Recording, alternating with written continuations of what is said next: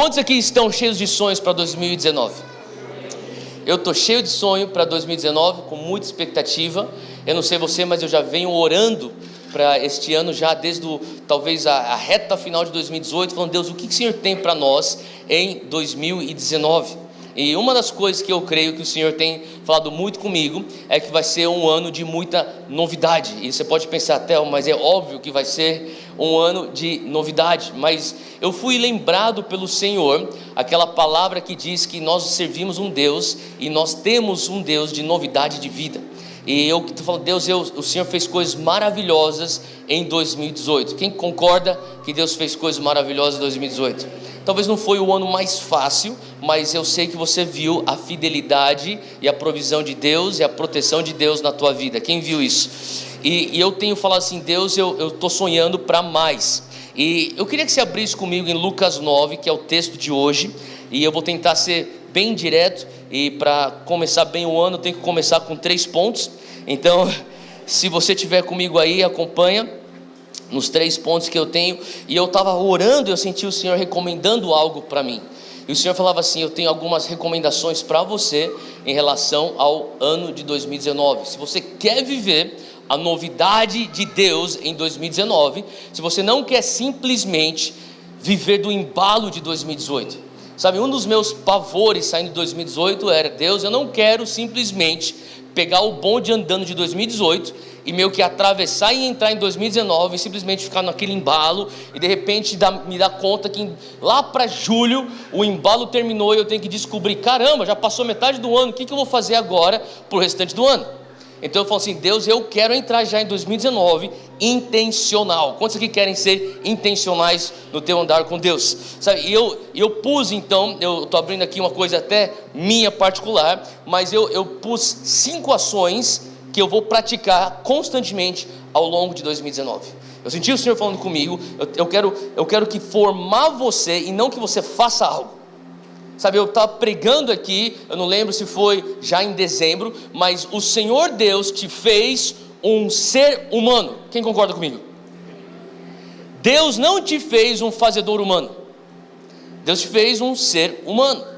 Eu estava no final do ano já com uma listinha pronta, falando assim: Deus, o que eu tenho que fazer? E o Senhor falou assim: não, vamos parar um pouquinho.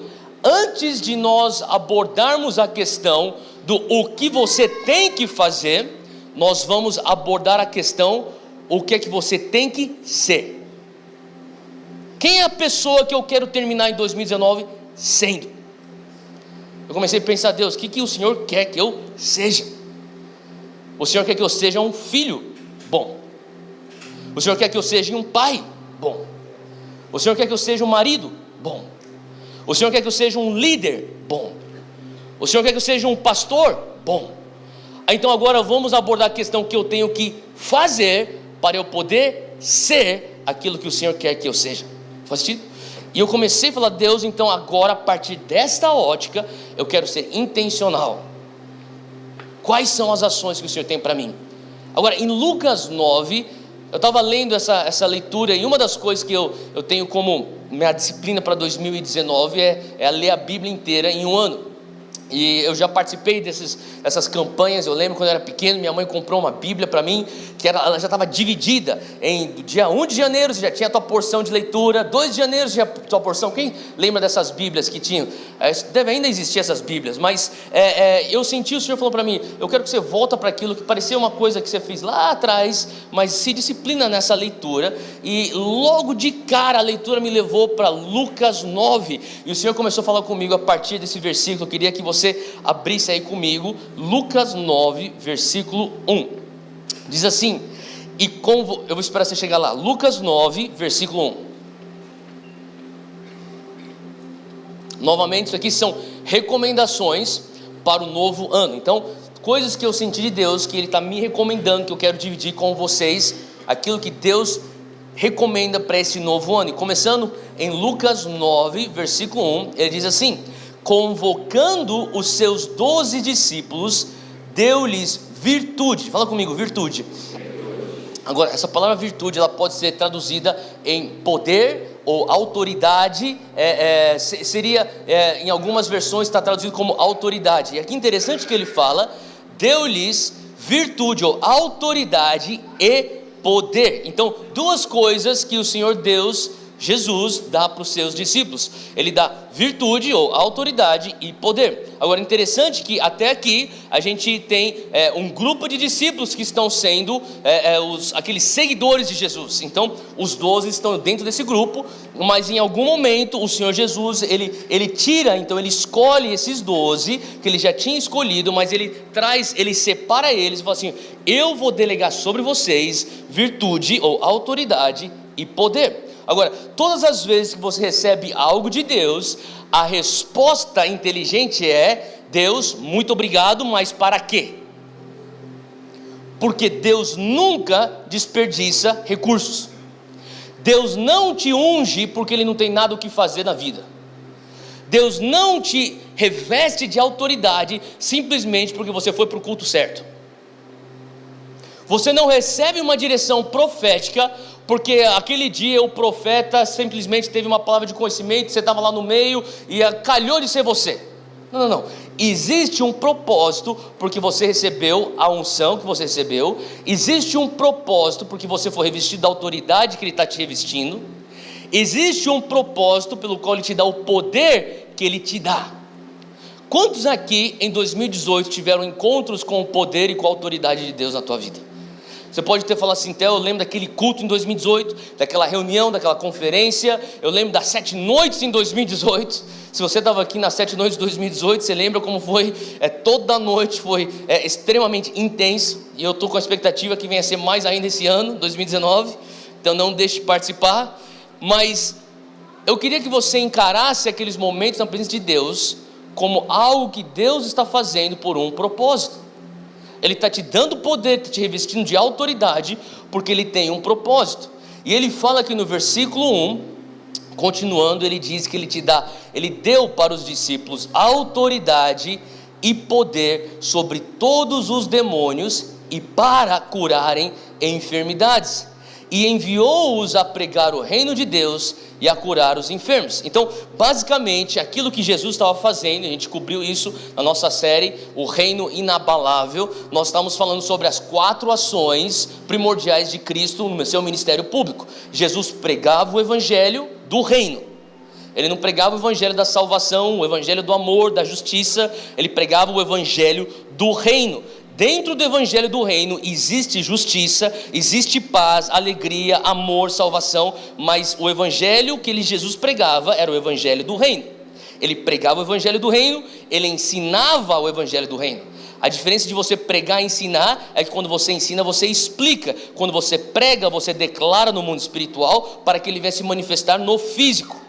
E a manifestação física do reino que ele pregava vinha em forma de cura dos enfermos e libertação dos cativos.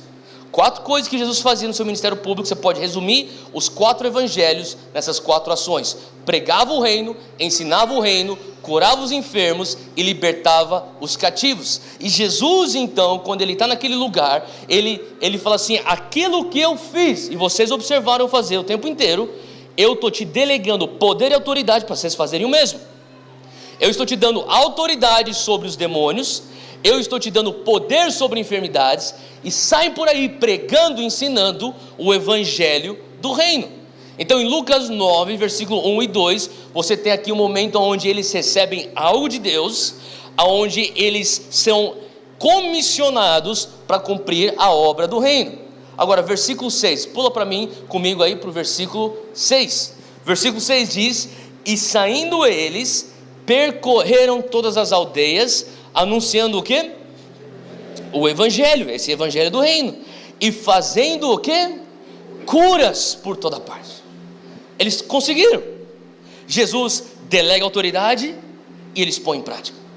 Sabe, eu comecei a pensar: Deus, o que é que o Senhor já delegou sobre mim em 2018 que eu tenho que pôr em prática em 2019? Sabe, você não recebe aquele toque de Deus só para você sentir alguma coisa e ficar, que legal, e volta para casa, e vive a vida como se fosse algo contínuo, sabe, como se fosse a mesma coisa de sempre.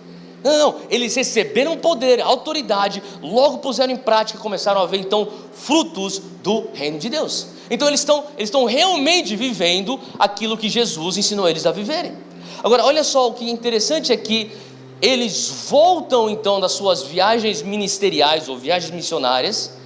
Eles estão em missão, eles recebem ensinamentos, não tem tempo para entrar em todos os detalhes, mas eles receberam direções de Jesus. Vocês vão em pares, e vocês vão para esses lugares que abrem as portas para você. Ele dá todas as instruções. Eles vão, eles começam a experimentar curas, libertações, eles pregam o evangelho do reino, eles voltam e eles estão contando histórias um para o outro. Eles estão falando: cara, você não sabe o que aconteceu, eu estava naquela vila lá, cara, e trouxeram para mim um aleijado, eu falei em nome de Jesus, bum, o aleijado saiu da maca. Ah, você não viu nada, cara. Outro dia eu estava naquela outra cidade lá, e eles estão contando histórias, e um endemoniado veio, eu falei: sai, e de repente o cara está totalmente são. E eles estão comparando testemunhos. Era uma competição que estava acontecendo. Talvez poderia até ser uma competição saudável, mas eles estão falando dos frutos, e Jesus está escutando eles falando aquilo. E Jesus fala assim: bom, pessoal, é o seguinte, versículo 10, e regressando, acompanha comigo, 9, 10. E regressando os apóstolos, contaram-lhe tudo o que tinham feito. Agora, eles estão voltando e falando assim: mestre, você não sabe o que aconteceu. Eu sou muito ungido, Jesus. É basicamente isso que eles estão falando. Você não sabe o que aconteceu, Jesus. Eu estou fazendo milagres tão sinistros que nem os teus. Jesus, tipo, sério mesmo, você tem que ver. Outro dia aquele cego, e eles estão contando, eles estão tão empolgados por conta de tantos frutos que eles estão recebendo e experimentando. Versículo 10, ele diz assim que tomando-os consigo, Jesus toma os seus discípulos, retirou-se para um lugar deserto de uma cidade chamada Betsaida. E sabendo a multidão, o seguiu, e ele os recebeu. Então, Jesus escuta os testemunhos. Eles voltaram com muitos testemunhos. Eles falam assim: que legal, está escutando, nossa, que milagre maravilhoso isso. Pessoal, é o seguinte, eu sei que vocês estão cheios de histórias, cheios de testemunhos. Vamos fazer o seguinte, junta aqui todo mundo, a gente vai para um lugar um pouco mais, particular, nosso. É lá no deserto, é longe, lá em Betsaida. Vamos ter um tempo nosso para descansar, e a gente simplesmente curtir a comunhão, porque a gente estava viajando, cada um estava num canto. A gente vai reagrupar todo mundo, tudo bem? Então vamos lá, pessoal. E ele leva eles para Betsaida. Agora, o negócio é que as multidões descobriram. Então eles descobriram: Jesus está se encontrando com seus discípulos naquele lugar. E eles saem correndo, eles vão encontrar Jesus. Eles vão encontrar Jesus porque eles têm necessidades, eles precisam ter suas necessidades supridas. Então eles chegam para onde Jesus está. Versículo 10, ele fala assim que retirou-se para um lugar deserto de uma cidade chamada Betsaida. E no versículo 11, sabendo a multidão, o seguiu, e ele os recebeu, e falava-lhes sobre o quê? O evangelho do reino. Então ele fala assim, ele recebe essas pessoas, ele começa a ministrar para eles. Ele começa a ministrar o evangelho do reino. Ele começa a falar para eles: olha, vocês estão aqui, eu sei que vocês vieram lá de longe, já que a gente está aqui, senta todo mundo aqui, vamos começar, eu quero te ensinar algumas coisas sobre o reino de Deus. E ele começa a ensinar e ministrar o evangelho do reino. E daí talvez no meio daquilo alguém fala assim: mas mestre, eu tenho uma filha aqui que ela é cega, atrás daqui que eu vou curar. E ele começa a curar os enfermos, e Jesus volta a fazer aquilo que ele sempre fez: pregar o evangelho, ensinar o evangelho, curar os enfermos, libertar os cativos. Então eles estão fazendo isso. Versículo 12, diz assim que já o dia começava a declinar, então o sol está se pondo. Então, chegando-se a ele, os 12 disseram-lhe: despede a multidão, para que indo aos campos e aldeias ao redor, se agasalhem e achem o que comer, porque aqui estamos em lugar deserto. Estava lendo essa passagem, o Senhor falou comigo: até em 2018 vocês experimentaram bastante frutos. Quem concorda comigo? A gente viu muita gente se convertendo, nós vimos muitos batismos, nós vimos muitas curas, nós vimos muitas pessoas entendendo que é o reino de Deus, começando a entender como que eu vivo o reino na esfera da minha atuação na sociedade. Seja você no mercado financeiro, seja você na área da saúde, seja você na área da educação, ou você na área de comunicação, seja onde for que você estiver, está pensando: como que eu vivo o reino lá? Isso são frutos. Você começa a falar: Deus, eu experimentei momentos na tua presença que me marcaram para o resto da minha vida. São frutos. E eu começo a pensar: Deus, nós experimentamos tantas coisas. E o Senhor começou a falar comigo: você está num lugar onde existe um perigo. Deus, qual que é o perigo? É o perigo de você ficar totalmente bêbado e não sóbrio, porque você tem muitos resultados e muitos frutos ao teu redor. Eu comecei a entender que, sabe, muitas vezes aquilo que a gente clama e Deus, queremos tuas bênçãos, e o Senhor vem com as bênçãos, e normalmente a gente faz essa crítica para quando as pessoas pedem bênçãos materiais, e as pessoas recebem bênçãos materiais, e de repente as bênçãos materiais são aquilo que afastam ela do próprio Deus, que deu para elas as bênçãos materiais. Mas o Senhor falou comigo, não importa se são bênçãos materiais ou bênçãos espirituais, eu quero você sóbrio. Faz sentido? Eu falei, Deus, o que o Senhor quer dizer com isso? O Senhor quer dizer que, sabe, não importa o quanto você está experimentando em Deus, espiritualmente você pode falar, Deus, estou recebendo tanto do Senhor, e glória a Deus por isso, eu estou vendo tantas manifestações, mas a verdade é que os discípulos estavam com Jesus num lugar onde existia um problema. Fala comigo, existe um problema. Jesus sabia que existia um problema. Jesus está pregando, o sol está se pondo, ele sabe, esse povo está comigo aqui faz horas, eles não levantaram, não saíram para comer, eu sei que isso aqui é longe da cidade, daqui a pouco eles vão ter que pegar e sair andando e caminhando de volta, talvez 6, 7, 8 horas de caminhada, é bem possível que eles vão começar a desmaiar ao longo do caminho, não tem nada aqui ao redor para eles comerem, existe aqui um perigo, nós temos um problema, mas esse problema não parava Jesus de ensinar o reino e curar os enfermos. Jesus está lá, o sol está se pondo, ele está, o reino de Deus é como? Jesus, eu tenho aqui um enfermo, traz aqui, daqui a pouco eu já vou curar os enfermos, já faz a fila aqui, deixa eu terminar essa ilustração, o reino de Deus, e ele vai ensinando o reino de Deus, e o sol se pondo, e ele cura o cego, ele cura o surdo, ele cura o aleijado, ele vai falando, o reino de Deus, e ele vai libertando, traz os endemoniados agora, e o reino está sendo ensinado, sendo pregado e sendo manifesto, e Jesus está com a cabeça, temos um problema.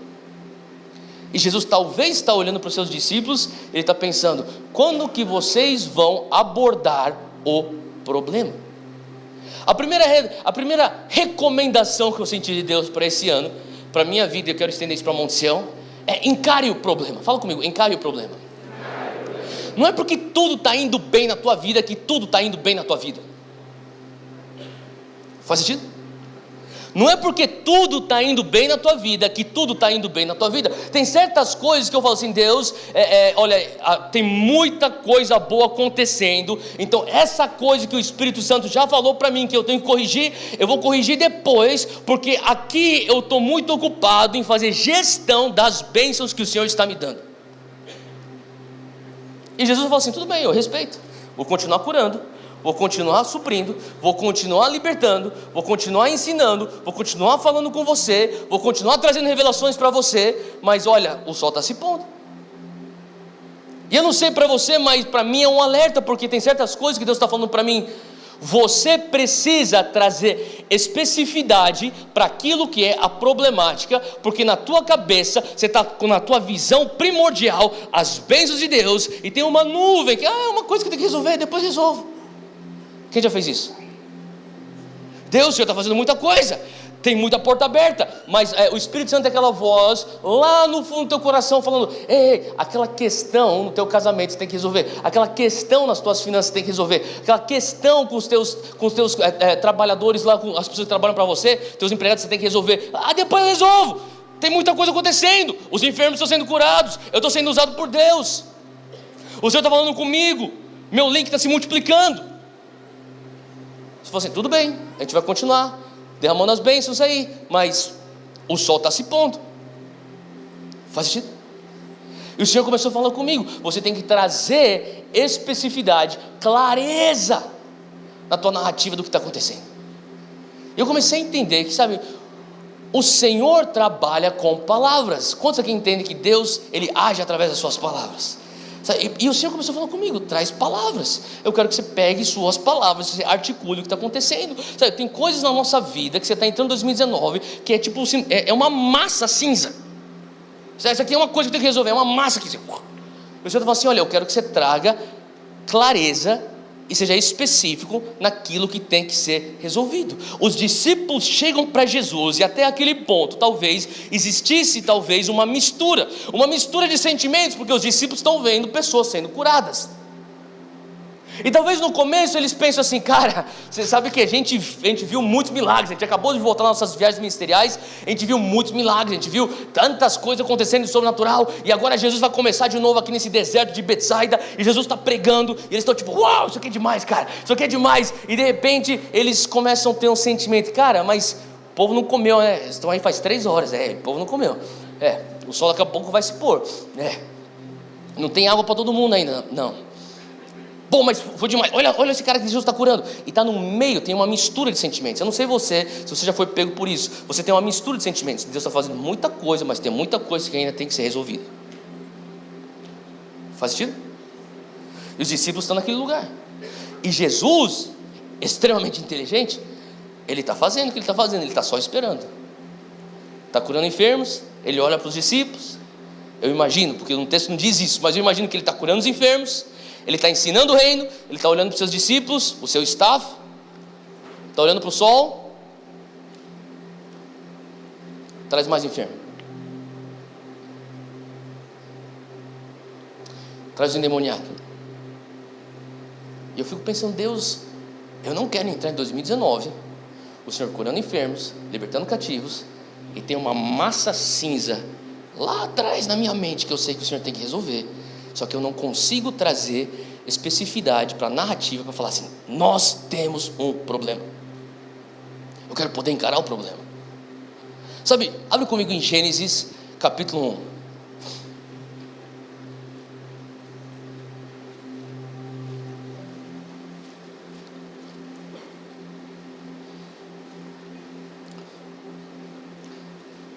Enquanto você abrir em Gênesis capítulo 1, a gente vai ver um padrão aqui, mas Jesus está curando os enfermos e existe essa nuvem de problema a ser resolvido, e Jesus está esperando, e de repente os discípulos chegam e falam assim, mestre, é o seguinte, finalmente um cria coragem, talvez fosse Pedro, que é o cara mais atirado, mais emocional, ele fala, não aguento, eu tenho que falar, e ele interrompe o sermão e fala, Jesus para o sermão e fala, o que foi? Jesus, é o seguinte, a gente tem uma reunião aqui, a gente precisa que o Senhor cuide de uma questão aqui. O que aconteceu? Você tem que mandar o povo embora. Nós temos um problema, mestre. Me fala qual que é o problema. O problema é que esse povo não tem o que comer, eles estão longe das aldeias, eles já estão aqui sentados há horas. Se você não despedir esse povo rápido, o sol vai se pôr, e se o sol se puser, vai ficar escuro, daí eles vão ficar perdidos por aí, todo mundo desmaiado, não vai ter como a gente conseguir pegar e chamar ajuda para todo mundo, a gente vai estar um caos. Jesus, nós temos um problema, e talvez fosse justamente isso que Jesus estivesse esperando dos seus discípulos, alguém articular uma narrativa de, eu tenho um problema com isso. Jesus, eu preciso que o Senhor venha. Eu sei que o Senhor está curando os enfermos aí, eu sei que o Senhor está falando na minha vida, eu sei que o Senhor está ministrando na minha família, mas eu tenho uma questão que eu preciso resolver. Você consegue me ajudar aqui, Jesus? Uau, que maturidade que você consegue encarar o teu problema. E o Senhor está esperando nós, como cristãos maduros, articularmos com palavras aquilo que parece ser uma massa cinzenta lá no fundo da minha mente, e eu tento anestesiar aquilo com muita coisa pentecostal acontecendo na minha frente. Faz sentido? E o Senhor está falando assim, olha, eu estou esperando, quando que você vai trazer narrativa ao problema? Gênesis 1, versículo 2, a terra era sem forma e vazia.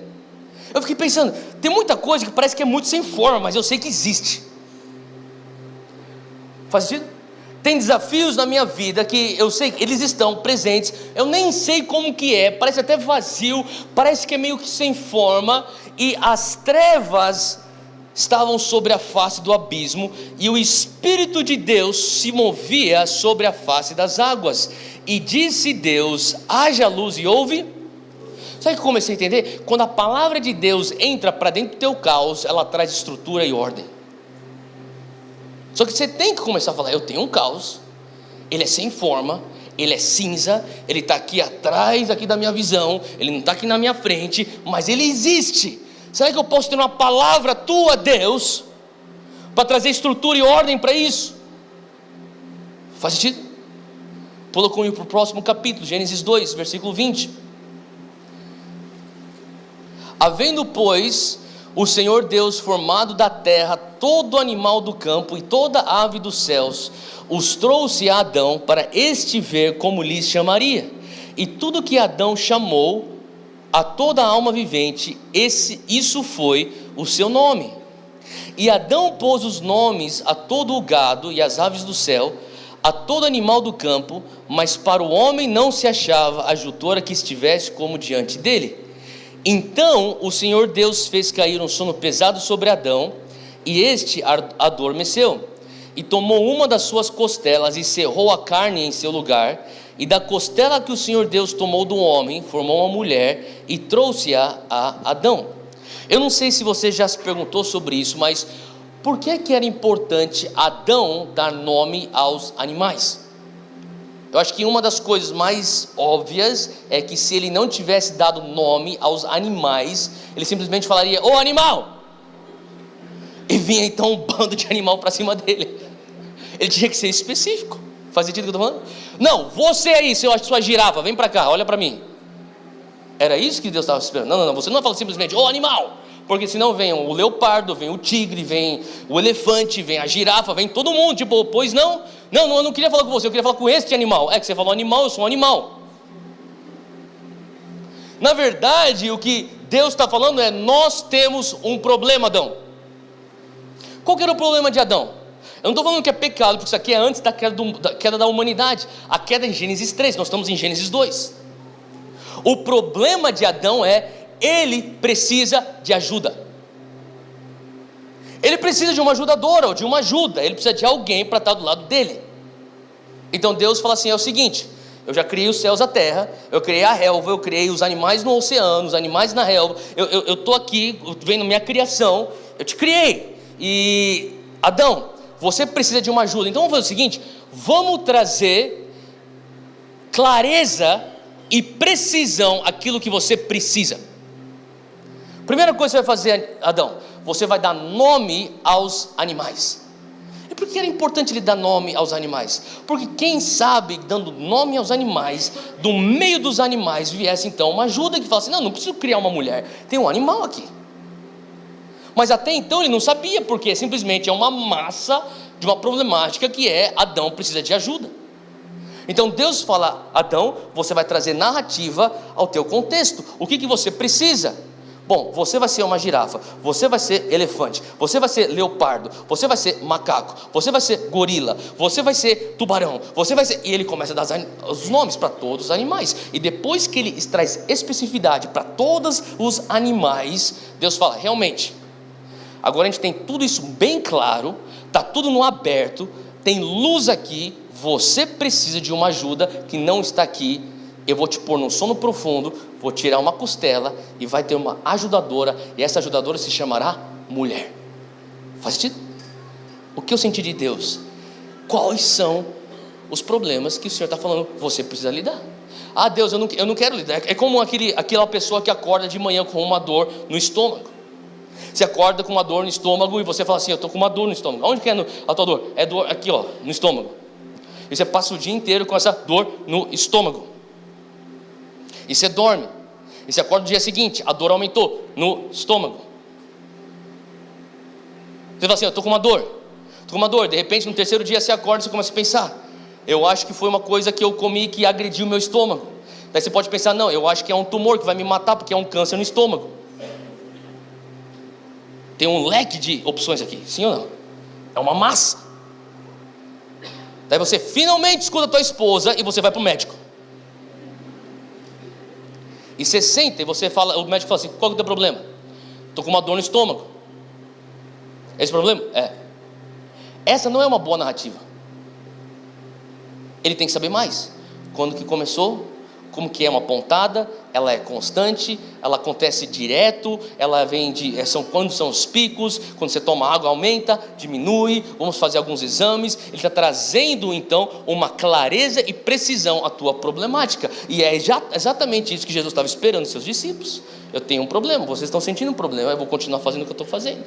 Agora, se vocês não vierem para trazer a clareza e especificidade do problema, está aí. E eu comecei a sentir o Senhor falando comigo: traz para mim aquilo que eu posso trazer clareza. Eu falo: Deus, 2019, eu tenho que trabalhar nisso. O que é que você tem que trabalhar? Tem que trabalhar nessa área, tem que trabalhar nesse prazo, tem que trabalhar nessa falha de caráter, tem que trabalhar nesse vício, eu tenho que trabalhar nesses traumas. Faz sentido? E o Senhor começa a trazer. E sabe, muitas vezes você está com esse negócio que parece que é uma massa de problema, e daí o doutor fala assim: isso aqui, ó, você tem que tomar esse xarope aqui, é só uma úlcera que vai curar, vai rapidinho. Você pensa, então não é um câncer que vai me matar? Não, não é.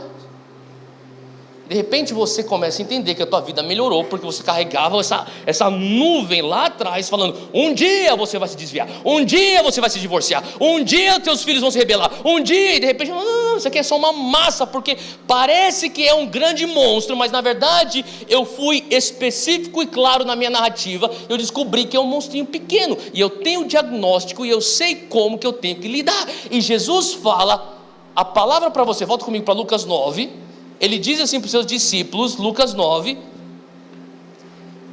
mas então os discípulos falam para Jesus: Jesus, nós temos um problema aqui, despede essa multidão para que, indo aos campos e aldeias ao redor, se agasalhem e achem o que comer, porque aqui estamos num lugar deserto, o povo vai morrer, vai desmaiar, vai ficar tudo na nossa conta. E Jesus então fala assim: então você conseguiu ser específico no diagnóstico do problema, então agora tem a solução para o teu problema. Ele lhes disse, versículo 13: dai-lhe vocês algo de comer. Jesus, eu consegui ser maduro o suficiente, particular, que eu realmente tenho um problema, consegui trazer clareza e fui específico em qual é o meu problema e como que acontece, e a tua resposta é: resolva. É isso a tua resposta, Jesus? Número 2, segunda recomendação é: usa o que você tem na tua mão. É o que Jesus está falando para os seus discípulos. Cara, você tem alguma coisa aí, não tem? Tenho, resolva. Você pensa: Deus, mas eu estou cheio de problemas, eu estou cheio de frutos, mas eu estou cheio de problemas. Mas a tua solução é que eu tenha que usar aquilo que eu penso que são recursos que são insuficientes. Então você falou assim: começa com isso. Então o que você tem hoje em suas mãos? Ele pergunta, ou melhor, ele dá a ordem: dá em vocês algo para comer. E eles disseram: não temos nada a não ser 5 pães e 2 peixes. Sabe, a verdade é que você pensa que você não tem nada, mas você acabou de se contrariar dizendo: eu não tenho nada, só 5 pães e 2 peixes. Então você não tem nada, você tem alguma coisa. Faz sentido? O que é que você tem nas suas mãos hoje? Fala: Deus, mas eu não posso, porque eu não sou isso, não sou aquilo. Não, mas você é alguma coisa. O que você é? Deus, mas eu não tenho alcance, eu tenho isso, só isso. Sabe, quando a gente começa a falar nada, tudo, são palavras que a gente tem que começar a ficar um pouco mais cautelosos em relação a isso, porque nunca é tudo e nunca é nada, é sempre alguma coisa. Talvez não é aquilo que você quer, mas é alguma coisa. A gente fala assim: Deus, eu não tenho nada. Lógico que você tem, você acabou de se contrariar. Eu não tenho nada a não ser 5 pães e 2 peixes. E Jesus está falando assim: exatamente, o que você tem em suas mãos? E daí eles falam assim: nós não temos nada a não ser 5 pães e 2 peixes, salvo se nós próprios formos comprar comida ainda para todo este povo. E o Senhor começou falando comigo: sabe, olha, quando você tem uma mentalidade de pobreza, uma mentalidade de escassez, você vai olhar para aquilo que seria o início da tua abundância, e você vai falar: isso aqui não é nada. Sabe o que eu preciso? Eu preciso ganhar na loteria. Isso aqui não é nada. Sabe o que eu preciso? Eu preciso de alguém vir aqui bancar toda a faculdade para mim. Isso aqui não é nada. Sabe o que eu preciso? É de um investidor para levantar minha empresa inteira. Isso aqui não é nada. Sabe o que eu preciso? Eu preciso que a minha mulher venha mudar totalmente. Isso aqui não é nada. Sabe o que eu preciso? É que o meu filho vá para o Rise, tenha um encontro com o sobrenatural com Jesus e volte um santo. É isso que você pensa, porque logo na sequência eles dão a solução. Eles falam: nós não temos nada, nós só temos 5 pães, 2 peixes. O que nós precisamos, Jesus, é mandar esse povo, ou ter um jeito do Senhor me dar dinheiro, para eu ir lá no mercado, enquanto ainda está aberto, que o expediente está aberto, para eu comprar um caminhão de comida e trazer aqui para esse povo. Jesus está falando assim: você está errado, porque você fala que você não tem nada, e logo você já tem uma opinião de como você tem que resolver a tua situação. Eu não vou fazer a tua opinião. Qual que era a estratégia dos discípulos? A estratégia dos discípulos é: se nós próprios formos comprar comida para todo este povo. Então eles estão tentando dar uma indireta aí, Jesus, vai, sei lá, dá bastante dinheiro aí pra gente, vai surgir aí dinheiro pra gente comprar comida. Jesus está falando assim: não é essa a estratégia que eu quero usar. Você já começou errado. Quando você tem uma estratégia que não é a palavra de Deus, você já começa errado, porque você olha para aquilo que seria o início do milagre de Deus, e você fala: isso não é nada, mas eu tenho uma ideia de como o Senhor pode me ajudar. E quando você que entende que Deus não vai se submeter à tua ideia de como Ele pode te ajudar, Ele já sabe como o que você precisa e como você pode ser ajudado. E Jesus fala assim: olha, é o seguinte, porquanto estavam ali, versículo 14, quase 5.000 homens. Então Jesus disse aos seus discípulos: fazei-os assentar em grupos de 50 em 50. E assim o fizeram, fazendo-os assentar a todos.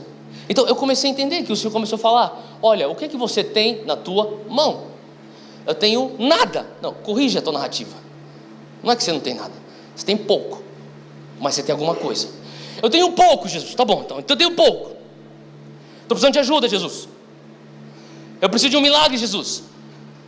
Eu não tenho o suficiente, Jesus. Isso aí está correto. O que você tem? Tenho 5 pães e 2 peixes. Mas eu tenho uma ideia, Jesus. Se você me der dinheiro, eu posso ir para o mercado. Não é essa a estratégia que eu tenho. A minha estratégia é você mandar todo mundo sentar em 50.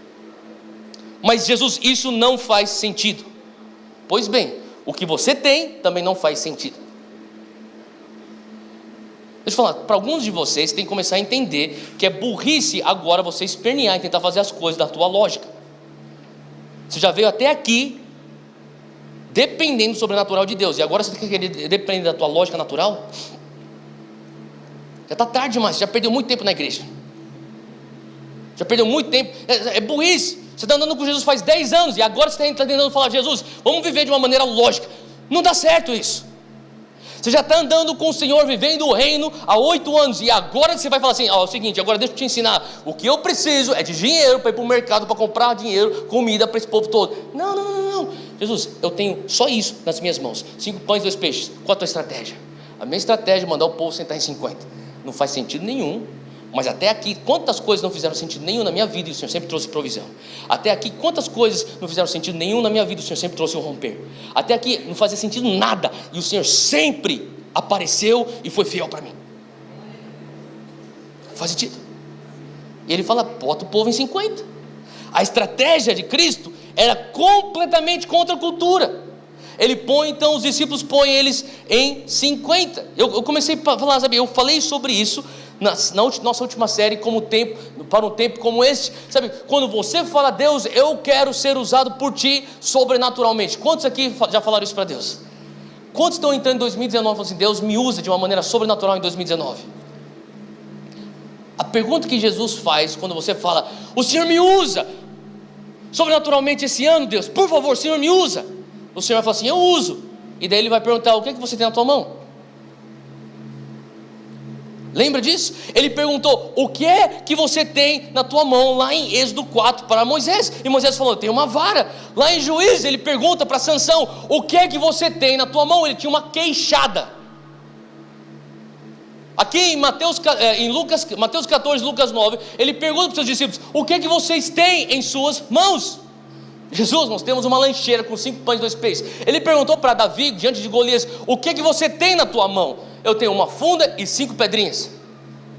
Então, já que você já chegou à conclusão que o que você tem na tua mão não é suficiente, escuta a minha estratégia.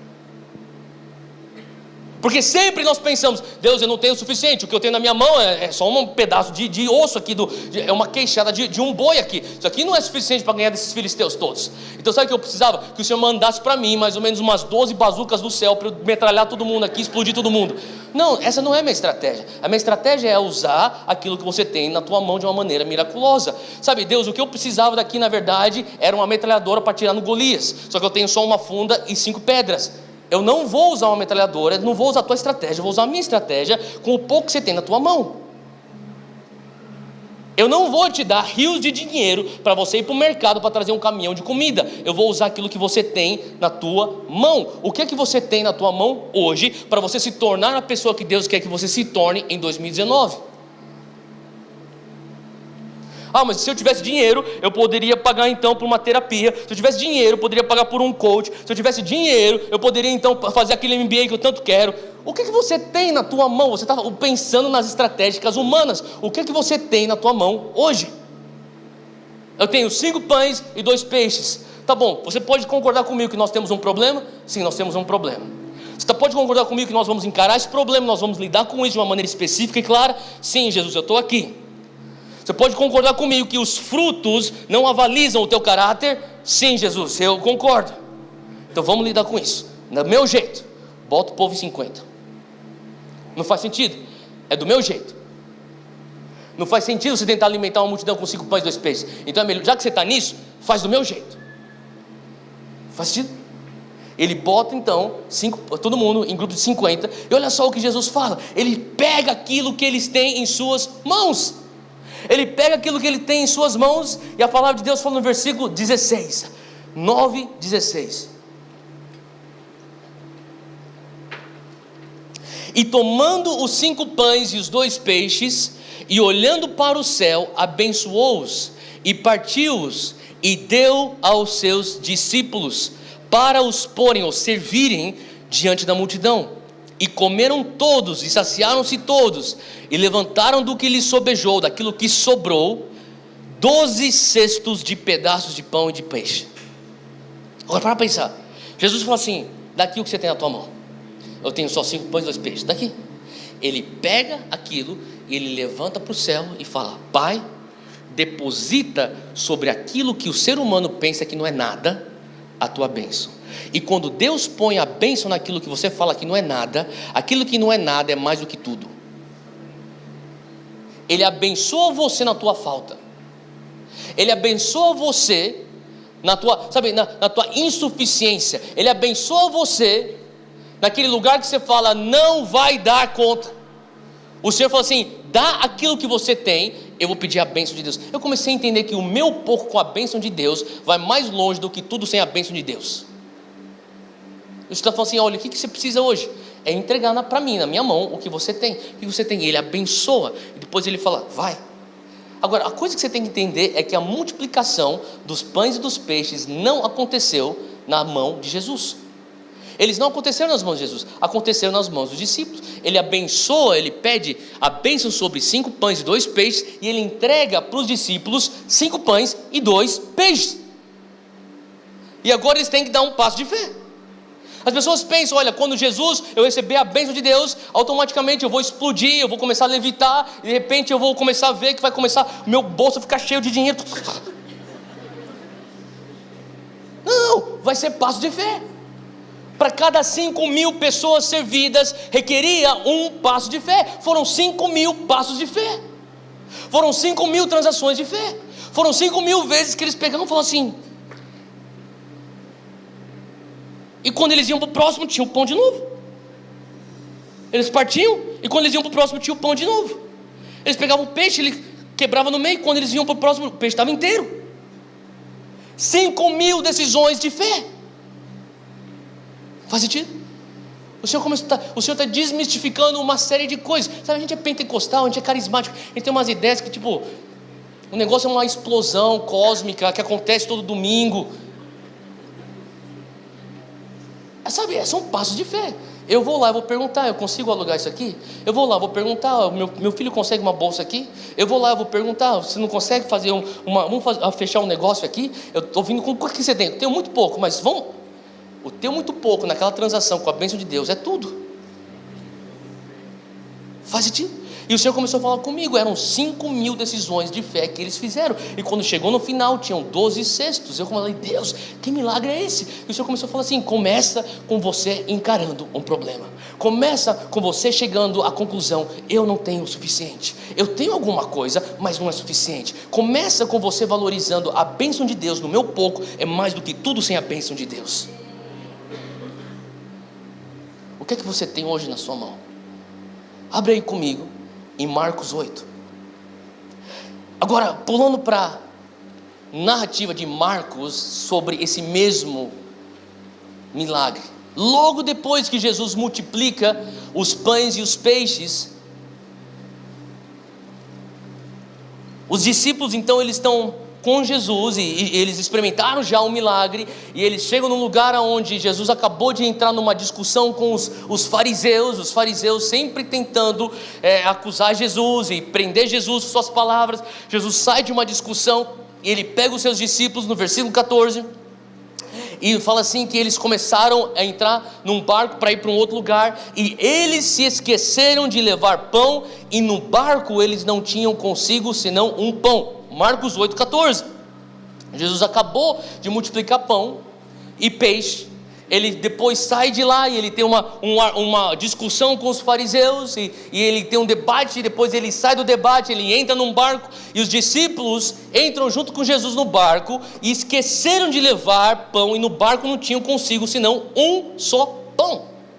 Só tinha um pão no barco, para 13 homens, e ordenou-lhes dizendo: olhai, presta atenção, guardai-vos do fermento dos fariseus e do fermento de Herodes. Agora você tem que entender que ele acabou de sair de uma discussão com os fariseus.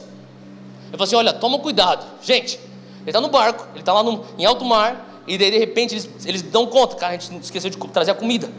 Cara, quanto de pão que você tem aí? Só um pão. Eita, cara, daí eles já estão prontos para levar uma bronca. Jesus falou assim: toma cuidado, presta atenção. Eles falaram: agora vai, cara. Toma cuidado com o fermento dos fariseus. Toma cuidado com o fermento de Herodes. Eles, o que você está falando, Jesus? E arrazoavam-se entre si: é porque não temos pão. E ele falou assim, eles estão falando assim: sabe por que ele está falando isso aí? É porque a gente esqueceu de trazer o pão. E Jesus, sabendo que eles estavam discutindo entre eles, no versículo 17, disse-lhes: para que arrazoais, ou por que vocês estão discutindo que não tendes pão? Não considerastes, nem compreendestes ainda? Será que vocês ainda não entenderam? Será que vocês não conseguiram captar a minha mensagem? Ele está falando: tendes ainda o vosso coração duro. Fala assim: será que vocês ainda têm coração duro? Vocês não estão entendendo? E ele começa a dizer aqui: tendo olhos não vedes, tendo ouvidos não ouvis, e não vos lembrai quando parti os 5 pães entre os 5.000, quantos cestos cheios de pedaços lhe restou? Disseram-lhe: 12. E quando eu parti os 7 entre os 4.000, quantos cestos cheios de pedaços lhe levantaste? Disseram: 7. Ele lhes disse: como não entendeis ainda? Sabe o que eu senti de Deus, e essa é a minha última recomendação que eu senti de Deus para mim? O Senhor começou a falar comigo: não tenha um coração duro. Proteja o teu coração. Proteja o teu coração ao longo desse ano. Eu comecei a entender que Jesus está falando: vocês são homens de coração duro, porque vocês esqueceram dos meus milagres. Sabe, é muito fácil nós nos apegarmos àquilo que é o presente, esse momento atual. O momento atual é que eu estou num barco e eu não tenho pão. Eu estou no barco e ele está dando indireta sobre fermento, porque tem a ver com um pão que eu não trouxe. É isso, Jesus, você está me dando indiretas, e eu vou levar uma bronca porque eu não tenho pão. Você para escutar o que você está falando, cara. Você está falando que você não tem pão. Você acabou de esquecer que ele multiplicou 5 pães para 5.000 pessoas. Você acha que esse aqui é o problema? Quando você esquece os milagres de Deus de 2018, quando você esquece as intervenções divinas na tua vida de 2017, quando você esquece a provisão de Deus na tua família de 2016, quando você esquece a cura de Deus na tua vida em 2015, você chega em 2019, você se encontra num barco com só um pão, e você fica com o coração duro. E o Senhor está falando assim: olha, proteja o teu coração. Provérbios 4, abre aí comigo, Provérbios 4, versículo 23. Esse aqui é um versículo que já vem há tantos anos, o Senhor vem falando comigo sobre esse versículo. Ele diz assim, Provérbios, o rei Salomão, o homem sábio, ele diz: sobre tudo o que se deve guardar, guarda o teu coração.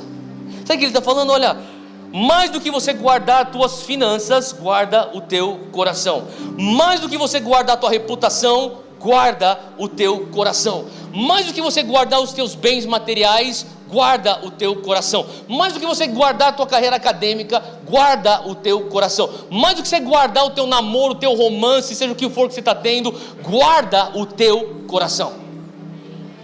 Em 2019, sobre todas as coisas, guarda o teu coração. Por que eu deveria ser tão enfático em guardar o meu coração? Porque do teu coração procedem as saídas, ou o fluir, ou as fontes da vida. Sabe, o teu coração é como se fosse a caixa d'água da tua casa. Se você permitir uma caixa d'água com veneno, você pode abrir a torneira na cozinha, vai sair água com veneno. Você vai abrir o chuveiro no banheiro, vai sair água com veneno. Você vai abrir a torneira, aonde for, a mangueira para lavar teu carro, você está lavando o teu carro com água envenenada. A palavra de Deus é: se você tem uma coisa para guardar, guarda o teu coração, porque de lá fluem todas as fontes da vida. Eu comecei a entender: Deus, eu não quero ter um coração duro, eu não quero ter um coração amargurado, eu não quero ter um coração que se esqueceu dos teus milagres lá de trás. Eu quero manter meu coração sensível, eu quero manter meu coração falando assim: tudo bem, eu estou hoje num barco, eu tenho só um pão, mas e daí? Eu lembro lá atrás, quando eu estava num deserto com 5.000 pessoas e 5 pães nos alimentou. Sabe, não se prenda tanto no fato que você está num barco só com um pão. Não tenha um coração duro, é isso que Jesus está falando. Eu tenho sentido o Senhor falando assim: olha, lembra tudo aquilo que eu já fiz na tua vida. Sabe, tem que ser um exercício constante. Deus, por que eu estou aqui hoje? Hoje eu estou reclamando de uma coisa que, sabe, eu comecei a entender que tem tantas coisas que eu estou reclamando que eu orei por elas. Agora para pensar, você orou por elas. Deus, eu não tenho tempo. Outro dia eu estava lá para Deus: Deus, eu não tenho tempo. Minha vida, eu não tenho tempo para nada, eu estou com tanta coisa. Olha a igreja, como está? Olha o Dunamis, como está? Minha família. Você não orou para ter filhos? Você não orou para a igreja crescer? Você não orou para o Dunamis prosperar? Você não orou para Deus te dar uma fazenda? Deus, tem que cuidar disso, tem que cuidar disso. Você hoje está lidando com as orações que você orou e Deus atendeu as suas orações. Então, guarda o teu coração. Não fica no teu barco pensando: ah, Deus, mas eu estou aqui. Você não pediu para ser discípulo de Jesus? Hoje você está num barco com Jesus. Faz sentido? Sobre todas as coisas, guarda o teu coração. Fica de pé onde você está. Eu quero orar com você, porque eu sinto que o Senhor está nos chamando hoje, como igreja, para nós trazermos clareza. Para talvez você está entrando em 2019, você está falando assim: Theo, a gente está experimentando tantas bênçãos de Deus, mas eu reconheço, tem uma nuvem lá atrás, no fundo da minha cabeça, que fala: olha, e essa nuvem, de uma maneira sutil, está falando: me resolva, faça algo a respeito disso. Eu estou pensando: não, eu vou correr mais, eu vou ter mais frutos. E você está falando assim: não, traz esse problema para frente e fala: mestre, nós temos um problema. Ah, qual que é o problema? O problema é isso e aquilo. O que o Senhor quer que eu faça? Você vai dar conta. Eu não tenho nada. Lógico que você tem. Você tem alguma coisa hoje. E se eu deposito minha bênção sobre esse pouco, o pouco com a minha bênção é mais do que tudo sem a bênção. E quando você experimentar um milagre de Deus na tua vida, guarda o teu coração. Porque o diabo, ele sempre vai querer fazer você focar no fato que hoje você está num barco só com um pão. Ah, diabo, você não sabe de nada. Meu coração está guardado, meu coração está blindado. Eu não me esquecerei quando eu estava no deserto com 5.000 pessoas e Ele multiplicou 5 pães. Erga suas mãos onde você está e fala comigo: Senhor Deus, em 2019 eu creio que o Senhor é Deus de novidade. Eu não quero simplesmente passar por 2019 sem ser específico. Eu sei que existem coisas que eu preciso encarar, que eu preciso lidar, e eu me achego a Ti, clamando e pedindo: me ajuda, Deus. E o Senhor fala para mim: você tem algo que você pode fazer. Eu depositarei minha bênção sobre o teu pouco, e o teu pouco com minha bênção será mais do que tudo sem minha bênção. Então hoje eu digo sim. Eu entrego a minha lancheira a Ti, meus 5 pães e meus 2 peixinhos. E eu sei também, Deus, que se um dia em 2019 eu me encontrar num barco com só um pão, eu poderei lembrar do milagre da multiplicação. Eu protejo hoje meu coração, para que ele continue sensível e cheio de fé. Me dá tua graça, em nome de Jesus, amém, amém. Aplauda Jesus onde você está.